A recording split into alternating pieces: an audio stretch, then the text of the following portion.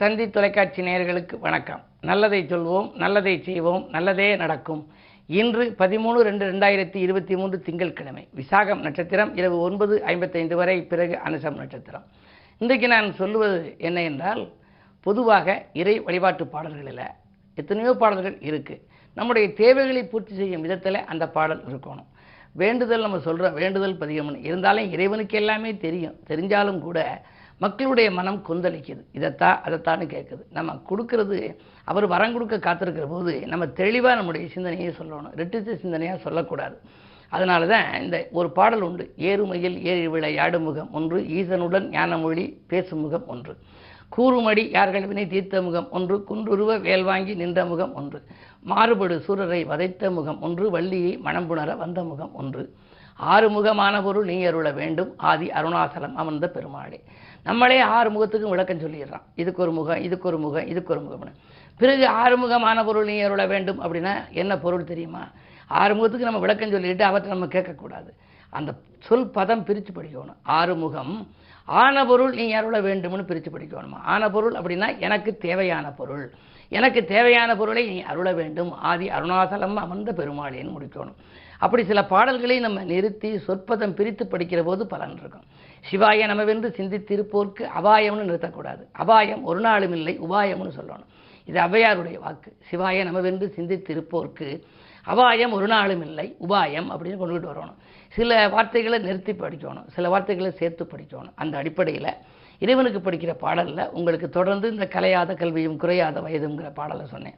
நம்முடைய கோரிக்கைகள்லாம் வந்துடுது. சலியாத மனமும் அன்பகலாத மனைவியும் தவறாத சந்தானமும் தாழாத கீர்த்தியும் மாறாத வார்த்தையும் தடைகள் வாராத கொடையும்னு நேற்று முன்தினம் நான் சொல்லியிருந்தேன். அதற்கு பிறகு தொலையாத நிதியமும் கோணாத கோலும் ஒரு துன்பமில்லாத வாழ்வும் துய்யனின் பாதத்தில் அன்பும் உதவி பெரிய தொண்டரோடு கூட்டுகண்டாய் அலையாளி அரிதுயிருமாயனது தங்கையே ஆதி கடவுரின் வாழ்வே அமுதீசர் உருவாகம் அகலாத சுகபாணி அருள்வாயினி அபிராமியேன்னு பாடல். இதில் தொலையாத நிதியம்ங்கிற நிதி தொலைஞ்சிடக்கூடாதான். அதாவது பணம் நம்ம சேர்த்துருக்கோம், நிதி நம்ம வச்சிருக்க போது அந்த செல்வம்ங்கிறதுக்கு பேரே பாருங்கள், செல்வம்னு பேர் வச்சாங்க. சொல்லுங்கள், செல்வம் செல்வம் செல்வம்னா அது செல்வம் செல்வம்னு போயிடுவான். உருண்டு கொண்டே இருப்பது செல்வம், நல்ல பேராக சூட்டியிருக்காங்க. அதுக்கு மற்றொரு பெயர் நிதி. அந்த நிதி தொலையக்கூடாதான். நம்ம சேர்த்தது நமக்கு பாதுகாப்பாக இருக்க வேண்டும். தொலையாத நிதியமும் கோணாத கோலும் ஒரு துன்பம் இல்லாத வாழ்வும். துன்பம்னு எழுதுங்க, முதல் எழுத்தை நீக்கினா இன்பம்னு வரும். துன்பத்திற்குள் தான் இன்பம் இருக்குது. அதனால் நம்ம துன்பம் வரதே நம்ம நினைக்கப்படாது. அதை இன்பமாக ஆக்கிக்கொள்ள நம்ம பழகிக்கணும். ஆகையினாலே துன்பம் இல்லாத வாழ்க்கை தான் எல்லாருக்கும் வேணும். இவ்வளவு கருத்துக்களையும் கலையாத கல்வியும்ல தொடங்கி துன்பமில்லாத வாழ்வு வரைக்கும் முடிச்சிருக்கார் அபிராமி பட்டர். இப்படிப்பட்ட தலைசிறந்த பாடல்களை நீங்கள் எடுத்து பூஜை அறையிலிருந்து ஒரு நாளைக்கு ஒரு முறை படித்தால் கூட பலன் கிடைக்கும். இல்லை என்றால் ஆலயங்களுக்கு செல்கின்ற பொழுது இதை நீங்கள் படித்து வழிபட்டால் இதில் இருக்கிற அத்தனை 16 வகையான பேர்களும் உங்களுக்கு உங்கள் வாழ்க்கையை வளப்படுத்தும் என்ற நல்ல கருத்தை தெரிவித்து இன்றைய ராசி பலன்களை இப்பொழுது உங்களுக்கு வழங்கப் போகின்றேன். மேசராசி நேயர்களே, உங்களுக்கெல்லாம் இன்று மாலை 4:04 மேல் சந்திராஷ்டமம். இருந்தாலும் விரயங்கள் அதிகரிக்கும். வீடு மாற்றங்கள், உத்தியோக மாற்றங்கள் பற்றி சிந்திப்பீர்கள். யாருக்கேனும் நீங்கள் நன்மை செய்தால் கூட அது தீமையாக தெரியலாம். பொது இடங்களில் இருக்கும் பொழுது கவனம் தேவை. என்ன இருந்தாலும் இந்த விரயங்களையே அதிகம் சந்திக்கின்ற நாள் என்பதை நினைவில் கொள்ளுங்கள். ரிஷபராசி நேயர்களே, உங்களுக்கெல்லாம் நம்பிக்கைகள் நடைபெறும் நாள். நண்பர்கள் நல்ல தகவலை கொண்டு வந்து சேர்ப்பார்கள்.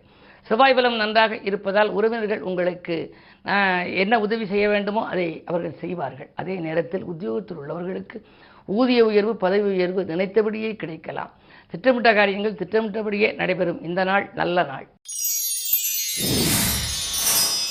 மிதுனராசி நேயர்களே, உங்களுக்கு அஷ்டமத்திலே உங்கள் ராசிநாதன் புதன் சனியோடு கூடியிருக்கிறார். மறைந்த புதனால் நிறைந்த தனலாபம் உண்டு என்பார்கள். அது மட்டுமல்ல, நிறைந்த கல்வியும் உண்டு என்பார்கள். எனவே உங்களுக்கு கல்விக்காக முயற்சி செய்திருந்தால் அது கைகூடும். பிள்ளைகள் படித்து முடித்து வேலை பார்க்காமல் இருக்கிறார்களே, வெளிநாடு செல்லலாமா, மேற்படிப்பு செய்யலாமா என்றெல்லாம் நீங்கள் நினைத்தால் அந்த எண்ணங்கள் ஈடேறும் விதத்தில் இன்று உங்களுக்கு ஒரு நல்ல தகவல் கிடைக்கப் போகின்றது. பொருளாதார நிலை திருப்தி தரும் நாள் இந்த நாள். கடகராசி நேயர்களே, உங்களுக்கெல்லாம் இன்று பிறருக்கு கொடுத்த வாக்கை காப்பாற்றும் நாள். பிரச்சனைகளிலிருந்து விடுபடுவீர்கள். அரசு வழி சலுகைகள் கூட எதிர்பார்த்தபடி கிடைக்கலாம்.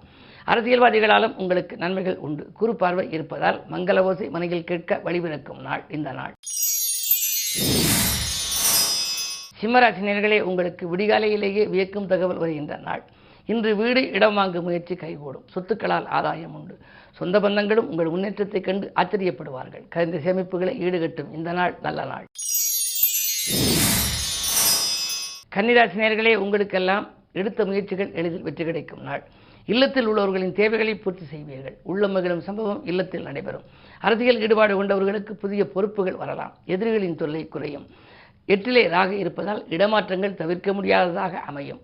அதை ஏற்றுக்கொள்வதற்கு உங்கள் சுய ஜாதகம் கை கொடுக்கும்.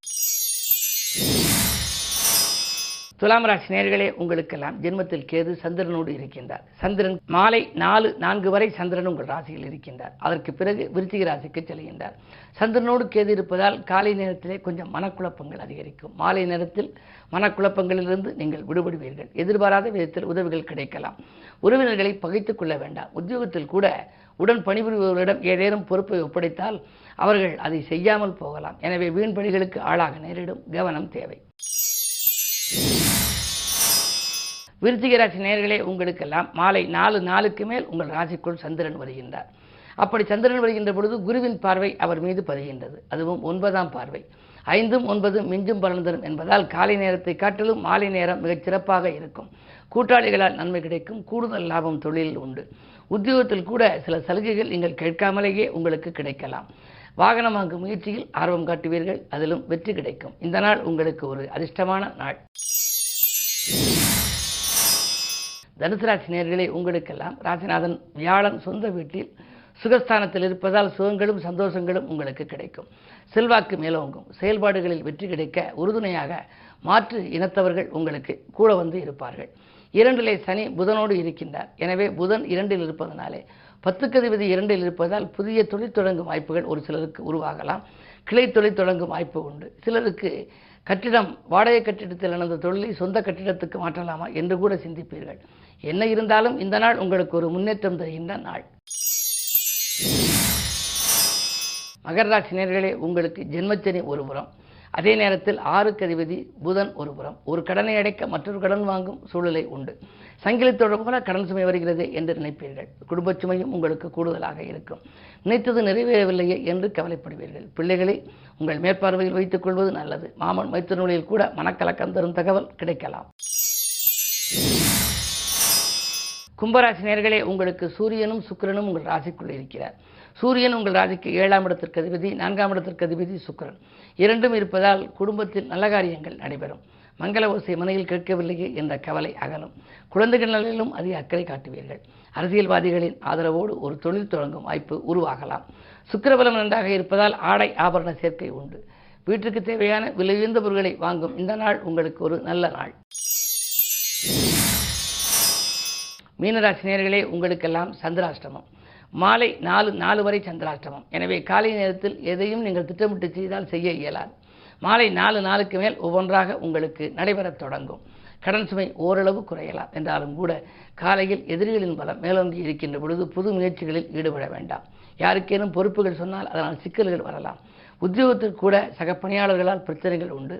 மேலதிகாரிகளின் கோபத்திற்கு ஆளாக நேரிடும். மிக கவனம் தேவை. மதியத்திற்கு மேல் உங்களுக்கு ஓரளவு நற்பலன்கள் நடைபெறும் என்றாலும் கூட இன்று முழுமையாகவே நீங்கள் நிதானத்தை கடைபிடித்தால்தான் உங்களுக்கு அனுகூலங்கள் உண்டு. மேலும் விவரங்கள் அறிய தினத்தந்தி படியுங்கள்.